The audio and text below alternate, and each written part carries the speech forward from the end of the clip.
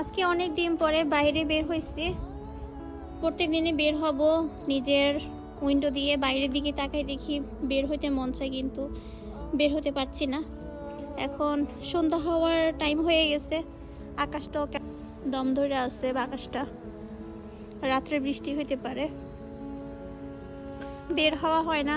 মাশাআল্লাহ, দেখেন আমার গাছটার মধ্যে কি সুন্দর ফ্লাওয়ার ধরছে, রেড কালার, অনেক সুন্দর লাগছে গাছের দিকে তাকাইতে।